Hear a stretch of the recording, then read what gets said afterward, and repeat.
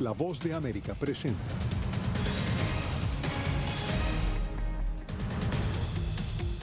A horas de su inicio y pese a las protestas, se mantiene el cese de hostilidades en la Franja de Gaza. Por razones humanitarias, Estados Unidos autoriza el ingreso de inmigrantes por la frontera sur. Además, por presunto lavado de dineros, acusan a la principal rival electoral de Daniel Ortega, Cristina Chamorro. Y nos vamos de viaje con los Derbez para conocer sus vivencias durante la pandemia. ¿Qué tal? Aquí comienzan las noticias en El Mundo al Día. Gracias por acompañarnos.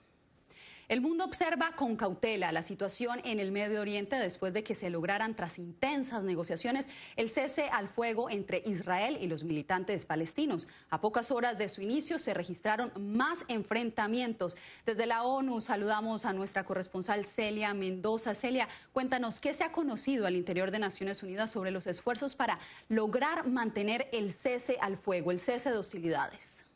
Sabemos que el secretario general de las Naciones Unidas ha venido trabajando y ofreciendo una solución. Esta es la negociación del cuarteto. Esto incluiría a varias partes, las cuales seguirían trabajando en lo que podría ser una solución a la crisis entre Israel y Palestina, en especial después de estos 11 días de enfrentamientos. Durante esta jornada, Naciones Unidas también envió una alerta a la comunidad internacional acerca de la necesidad de tener ayuda humanitaria y de mantener la paz, en especial en Jerusalén, que es uno de los lugares durante esta jornada en los que se presentaron enfrentamientos entre miembros de la comunidad palestina, los cuales empezaron a alabar a Hamás los ataques que se dieron durante las últimas semanas y llevaron a la acción de las fuerzas de la policía israelí, algo que muestra nuevamente la fragilidad que se tiene. Así que la palabra operante realmente es tensión y fragilidad. Yasmín.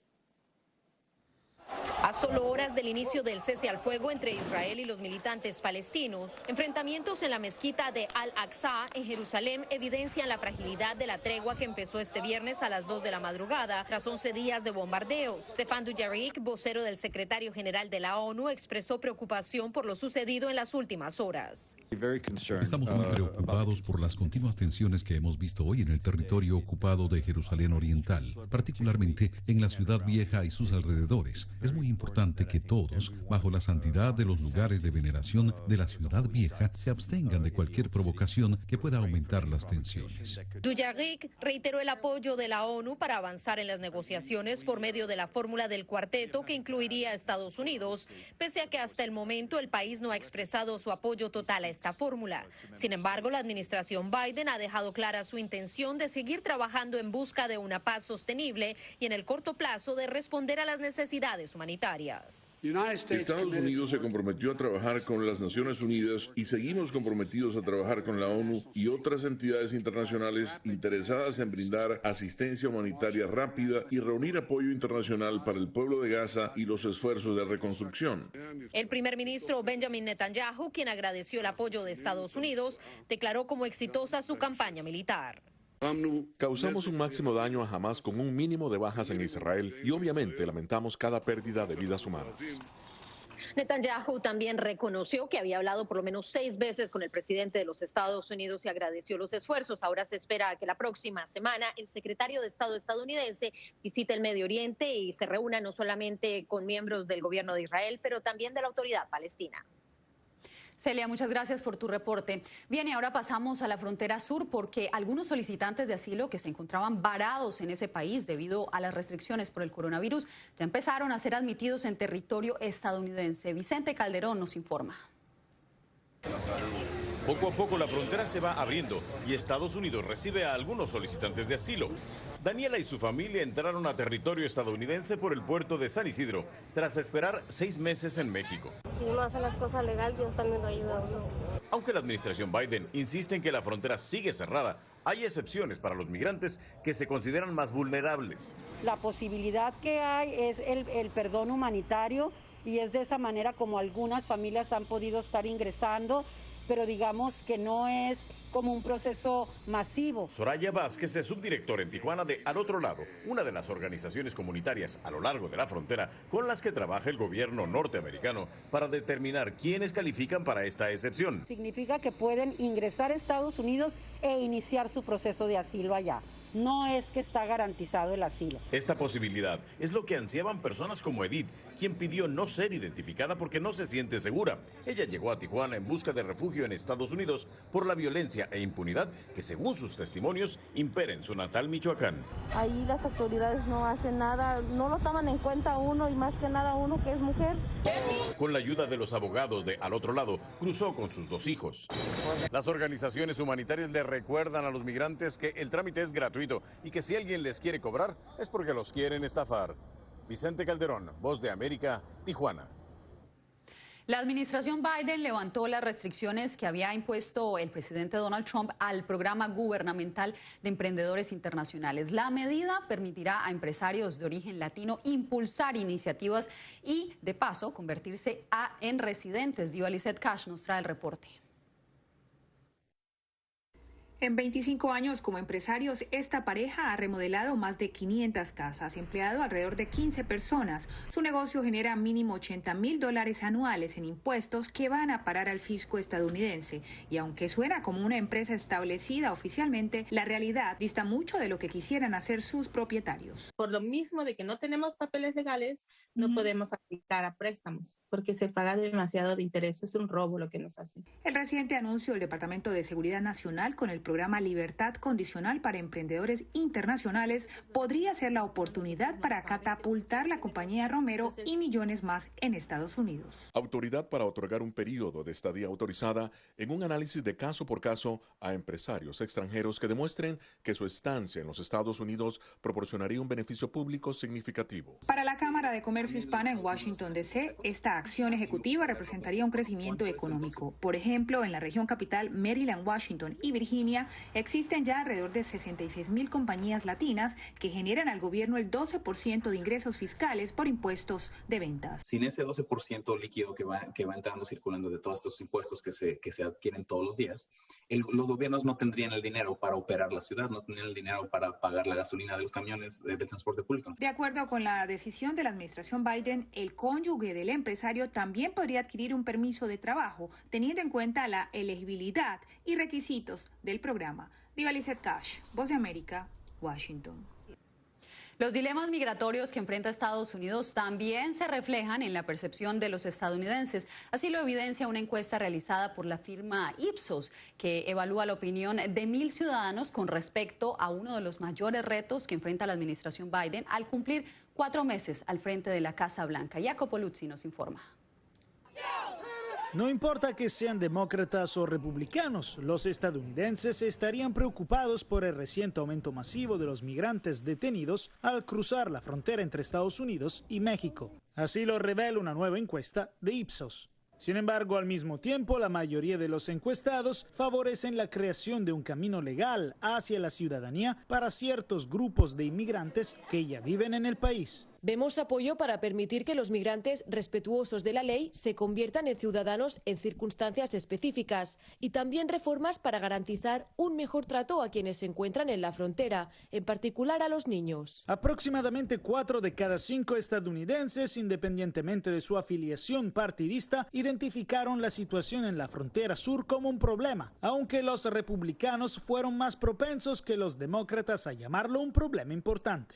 Cuando le preguntas a la gente en general si apoyan la creación de un camino hacia la ciudadanía a los 11 millones de inmigrantes indocumentados que se estima hay en Estados Unidos, las opiniones están bastante divididas. Pero cuando miras a grupos específicos, la mayoría de los estadounidenses pueden estar de acuerdo en que si cumplen con los requisitos, si lo hacen legalmente, entonces debería haber un camino para ellos. Entre los beneficiarios estarían los trabajadores agrícolas y otros trabajadores esenciales. También los inmigrantes que huyeron de países que sufrieron guerras o desastres naturales y los llamados soñadores, quienes fueron traídos al país ilegalmente cuando eran niños. Jacopo Luzzi, Voz de América. Narcotráfico, tráfico humano y la crisis venezolana encabezan la lista de prioridades del nuevo liderazgo del Comando Sur de Estados Unidos. José Pernalete entrevistó al jefe de esa sede militar estadounidense y al comandante de la Marina encargado de las operaciones hacia América Latina. Este viernes, el almirante Craig Fowler, jefe del Comando Sur, ratificó que naciones como Honduras, Guatemala, Colombia, Brasil, Argentina y Chile son sus más fuertes aliados en la lucha contra los desafíos medulares que enfrenta la región después de China. Que son organizaciones transnacionales criminales, que son organizaciones criminales asesinas, que controlan territorios y que están muy bien financiadas e incluso también enfrentamos mucha corrupción. En entrevista con Voz de América, también el nuevo jefe del componente de Marina en el Comando Sur, general David Belón, destacó la trascendencia del continuo trabajo en equipo entre todas las fuerzas militares del hemisferio contra las organizaciones que también guardan estrecha relación con el terrorismo. Entendemos que estas amenazas generan debilidades en la región y socavan las democracias y además otros gobiernos quieren aprovecharse de nuestros amigos en la región, así que nuestro mensaje es que los estamos observando y juntos vamos a enfrentar estas amenazas. El almirante Fowler advirtió que la situación de Venezuela permanece bajo la lupa del Comando Sur por la inestabilidad que produce en la región. Ambos altos oficiales también afirmaron que el COVID se ha convertido en otro elemento de debilidad en las naciones del continente. José Pernalete, Voz de América, Miami. Y hay nuevas oportunidades de ser millonario en Estados Unidos. Después de la pausa les contamos cómo y dónde.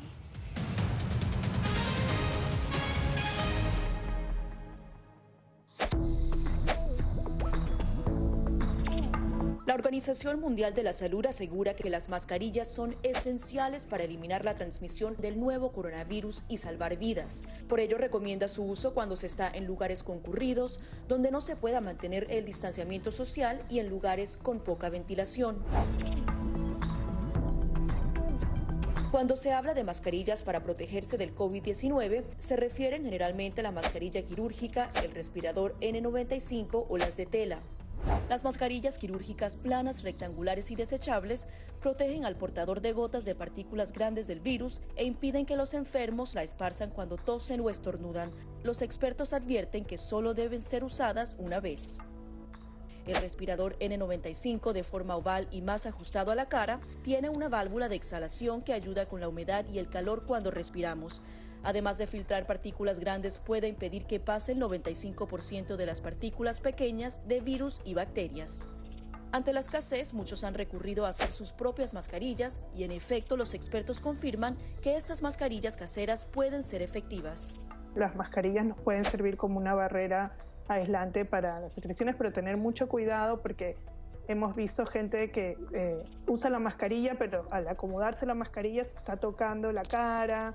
Y eso es justamente lo que queremos evitar, es que la gente se esté tocando la cara en estos momentos, porque cuando uno está en lugares públicos puedes estar pasando la mano por una superficie que ha sido tocada por otras personas y que puede estar contaminada y luego sin querer te puedes llevar la mano a la cara. Para más información visita nuestra página web y síguenos a través de las redes sociales bajo @Voz de América.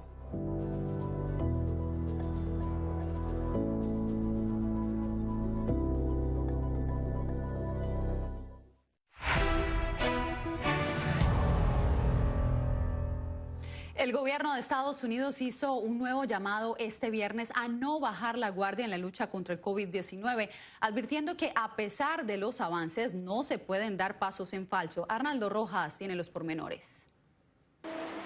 Este viernes, el gobierno estadounidense reportó un descenso promedio de 20% en la cifra de nuevos casos de COVID-19 en las últimas semanas. Las hospitalizaciones por coronavirus han bajado un 15% y las muertes un 10% durante el mismo periodo. Pero no se puede bajar la guardia, insistió el equipo de respuesta al COVID-19 de la Casa Blanca.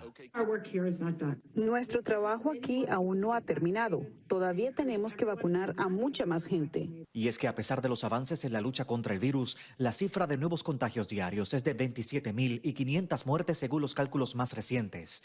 También este viernes, la Organización Mundial de la Salud advirtió que el número oficial de decesos por la pandemia en todo el mundo podría ser 2 o 3 veces mayor a la oficial. Así que creo con seguridad, entre 6 y 8 millones de muertes podría ser una estimación más cercana a la realidad. La OMS citó la falta de sistemas fiables para registrar las muertes en muchos países como la razón para la imprecisión en los datos durante la pandemia, a cuyo fin le puso un precio el Fondo Monetario Internacional. La directora general del organismo presentó en una cumbre sobre salud organizada por la Comisión Europea y el G20 una propuesta de $50.000 millones para acabar con la pandemia del COVID-19. La iniciativa prevé que se vacune al 40% de la población del mundo para finales de este año y al 60% para la primera mitad de 2022, con una inversión de los países ricos y donantes privados. Arnaldo Rojas, Voz de América. Nueva York se unió a la iniciativa de crear una lotería de hasta $5 millones para estimular la vacunación. Laura Sepúlveda nos informa que el alcalde de la ciudad también anunció medidas para estimular la recuperación económica entre la industria hotelera. Más de 18 millones de dosis de la vacuna contra el COVID han sido aplicadas en el estado de Nueva York, pero autoridades como el gobernador, preocupadas por la reducción de hasta un 43% en los niveles de inmunización, buscan incentivar la aplicación de la vacuna ofreciendo comida gratis, transporte y ahora hasta la posibilidad de volverse millonario con una lotería que reparte premios de hasta $5 millones. Es una situación en la que todos ganan. Tienes una probabilidad de 1 en 9 de ganar la lotería, pero te pones la vacuna y ganas. Iniciativa que se suma a la de otros estados como Maryland y Ohio. En este último se ha registrado un aumento del 28% en la vacunación tras la creación de la lotería. La reactivación económica es también asunto prioritario. Por ello, en Nueva York, el alcalde recortó durante el verano los impuestos a hoteles, lo que reduciría los costos de estadía. La idea es promover así el turismo. Nuestra ocupación sigue siendo muy baja. Normalmente en mayo la ocupación sería del 85, incluso el 90%, pero la ocupación es solo el 40% en este momento. Si una noche de hotel cuesta $250, te vas a ahorrar unos $20. Asimismo, el presidente de la Asociación de Hoteles de Nueva York aclaró que los hoteles que estuvieron abiertos para habitantes de la calle durante la pandemia y por ende tuvieron ingresos públicos, ahora se encuentran en remodelación total, lo cual podría durar hasta 6 meses, por lo que estos lugares por lo pronto no estarán entre las opciones para turistas. Laura Sepúlveda, Voz de América, Nueva York. Y el actor Eugenio Derbez y su famosa familia se reunieron nuevamente para emprender una aventura captada en cámara. Con Verónica Villafañe hablaron sobre la pandemia que afectó a uno de sus hijos. Esta es la primera vez que estamos todos juntos. La pandemia casi obligó a Eugenio Derbez y su familia a cancelar sus vacaciones y la segunda temporada de su popular show de Viaje con los Derbez, hasta que se le ocurrió explorar los Estados Unidos en un camper. Para todos fue una sorpresa conocer lugares como Yellowstone, Glacier National Park, que son 2 de los lugares más hermosos que hemos visto en nuestra vida. Y si no hubiera sido por la pandemia, nos hubiéramos ido a Tailandia o a Japón. La pandemia también afectó a la familia cuando su hijo Badir dio positivo, tema que se toca a fondo en la serie. Obviamente la preocupación de que estuviera sano fue muy impactante para mí. Me tuve que contener para no enojarme más, porque de verdad lo considero una responsabilidad, porque él además no se cuidó. ¿Sienten que este viaje en particular los unió más como familia? Sí. Yo creo que sí. Para mí como madre, regalarle a Aitana esas memorias en su infancia, con papá, con mamá, con sus hermanos, conociendo lugares diferentes, nuevos, simplemente darse la oportunidad de viajar en familia es una bendición. Aún no se sabe si los Derbez irán en una tercera aventura juntos. Por lo pronto, Eugenio y su productora están en plena producción de una nueva serie de televisión y una película. Afortunadamente hay mucho trabajo y todo producido por nosotros. Verónica Villafañe, Voz de América, Los Ángeles. La Sociedad Interamericana de Prensa gira sus ojos hacia Ecuador. Quédese con nosotros para saber por qué está elevando sus alertas.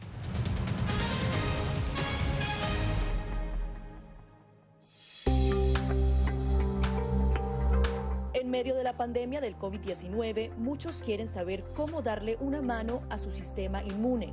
El que va realmente a combatir el coronavirus es nuestro sistema inmune, que es nuestro sistema de defensas que va a luchar contra el virus cuando aparezca. Aquí te damos 5 consejos sencillos para mantener tu sistema inmunológico funcionando de manera óptima.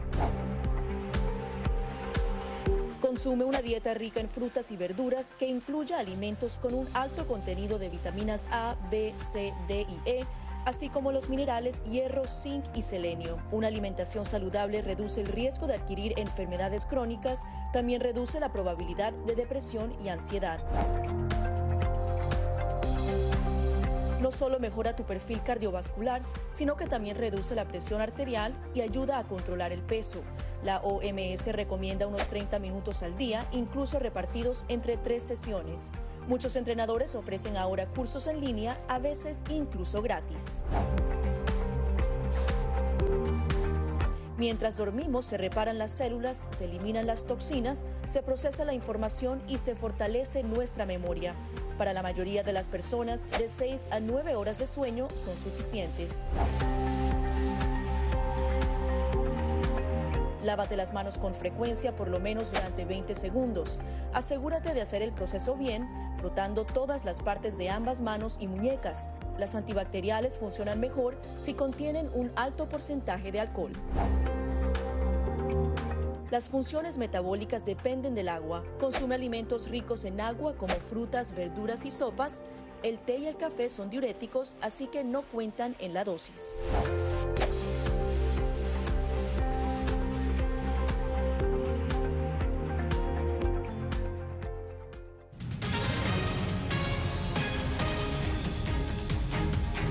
La precandidata de la oposición nicaragüense con mayor posibilidad de ganar las elecciones, Cristina Chamorro, fue acusada de supuesto lavado de dinero. Analistas denuncian que se trata de una estrategia del oficialismo para deshacerse de sus contrincantes. Donaldo Hernández nos informa. El Ministerio Público de Nicaragua abrió un proceso de investigación a la precandidata de la oposición, Cristina Chamorro, a quien acusan del supuesto delito de lavado de dinero y activos. Chamorro denunció que se trata de una estrategia política del oficialismo. Un proceso no solamente para inhibirme a mí, sino que para impedir que los nicaragüenses puedan ir a votar. Según las acusaciones del Ministerio de Gobernación, hay indicios de supuesto lavado de dinero en el manejo de la Fundación Violeta Chamorro, la cual dirigía Cristiana hasta su cierre en febrero de este año. Para el analista Eliseo Núñez, con esta acción, el oficialismo inició el proceso de inhibición de candidatos. Es la que va más arriba en las encuestas, simplemente. Es a quien más le conviene pegar, pero no significa que solo a ella le va a pegar a todo el que vaya surgiendo. Otros precandidatos de la oposición, como Arturo Cruz, también desconfían de la transparencia de las elecciones. La legitimidad de origen de este proceso electoral, tal como va, es nula. La Voz de América solicitó una entrevista al Ministerio de Gobernación para conocer detalles de las investigaciones. Sin embargo, hasta el cierre de este informe no recibió respuesta. En los próximos días, el Ministerio Público determinará si la acusación de lavado de dinero contra Cristina Chamorro será llevada a los tribunales de justicia. Donaldo Hernández, Voz de América, Managua. Una ley aprobada por la Asamblea Nacional de Ecuador tiene preocupada a la Sociedad Interamericana de Prensa. La organización teme que la ley restrinja la libertad de expresión, como nos cuenta Néstor Aguilera. A pocos días de finalizar sus labores y de forma sorpresiva, la Asamblea Nacional del Ecuador aprobó un proyecto de ley conocido como de violencia digital. Sin embargo, la iniciativa también incluyó prisión para la persona que grabe, revele, difunda o publique datos personales de terceros. A decir de la Sociedad Interamericana de Prensa, SIP, esa norma restringe la libertad de expresión. Puede violarse la libertad de los periodistas para buscar información sobre hechos que hacen al interés público. Es decir, se deja todo bajo un mismo paraguas de la violación de la intimidad. Mauricio Alarcón, director ejecutivo de la Fundación Ciudadanía y Desarrollo, explicó que a pesar de que el legislativo rectificó y excluyó una parte de la pretendida reforma, sigue siendo peligrosa para el ejercicio de los periodistas. Lo que estamos haciendo en este caso es abriendo paso a que un juez interprete, por ejemplo, que una práctica periodística, como la que muchos de ustedes hacen, pueda ser considerado un acto punible. y termine con periodistas en prisión. Para el director ejecutivo de la Asociación Ecuatoriana de Editores de Periódicos, AEDEP, una ley que deja vacíos como los aprobados puede convertirse en un instrumento de persecución dependiendo de quién ejerza el poder. La ley está infectada, tiene por lo menos 14 artículos que tienen que ver y cuya ambigüedad en algunos casos dejan a libre interpretación. Los diversos sectores periodísticos consultados esperan un veto total del Ejecutivo y que no entre en vigencia la ley. Néstor Aguilera, Voz de América, Quito. Y Colombia no será más coanfitrión de la Copa América 2021. El país quedó descartado después de que la Conmebol negara su solicitud de aplazar el torneo, pues según las autoridades sanitarias colombianas, la situación por el COVID-19 no permite al país avalar el aforo del 50% de capacidad en los estadios. Aún no se conoce el nombre de la nación que servirá ahora como coanfitrión. Luces, cámara, acción. En breve, prepárese para ver la producción cinematográfica colombiana destacada en el Sundance Festival.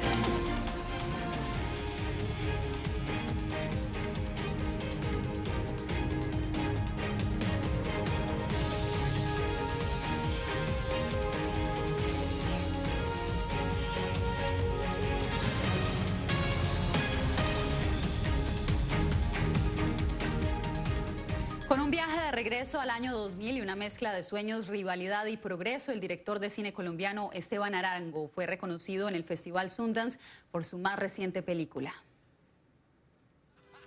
La capacidad de expresar lo que se piensa y se siente a través del arte está enraizada en un nivel primordial y profundo del ser humano, le dijo a La Voz de América el director Esteban Arango, quien según comentó, parte de su impulso creador proviene de su propia experiencia. Sentía que no me veía reflejado en las películas que veía o en los libros que leía. Blast Beat es la nueva película del también guionista que debutó en el prestigioso Festival de Sundance en Estados Unidos. La trama está hilada con las vivencias de dos hermanos colombianos interpretados por Moisés y Mateo Arias. La realidad de migrantes en este país no es monolítica. Todos tenemos una historia diferente, niveles de sofisticación diferentes. Esta película habla de la persecución de objetivos y de la entraña que mueve las emociones, intensificadas por la rivalidad fraternal y los sonidos del metal que se fusionan con actuaciones de Wilmer Valderrama, Dayan Guerrero y Daniel Dae Kim. Arango nos contó que por la situación política que atravesaba su país en el año 2000 fue que decidió emigrar a Estados Unidos, por lo que observar las protestas actuales le causa un profundo dolor. Abrir canales de comunicación más justos desde todas las perspectivas de quienes habitaban ahí desde el principio y de quienes hemos creado una nueva identidad por fuera de Latinoamérica es lo que nos puede permitir encontrar nuevas soluciones. Alonso Castillo, Voz de América, Miami.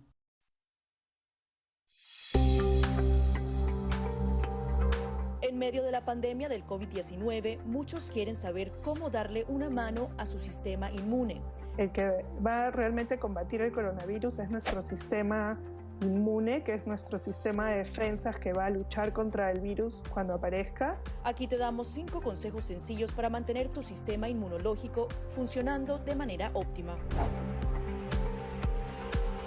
Consume una dieta rica en frutas y verduras que incluya alimentos con un alto contenido de vitaminas A, B, C, D y E, así como los minerales hierro, zinc y selenio. Una alimentación saludable reduce el riesgo de adquirir enfermedades crónicas, también reduce la probabilidad. Un nuevo llamado al mundo hizo el fotógrafo brasileño Sebastián Salgado con su más reciente creación. El artista de 77 años expone la dramática situación que padece el pulmón del mundo con su exposición fotográfica Amazonía. La colección se expone desde esta semana en el Museo de la Filarmónica de París. En 200 imágenes se plasma la grave situación que vive el bosque más grande del mundo. A ustedes, gracias por acompañarnos. Feliz fin de semana. Nos vemos el próximo lunes.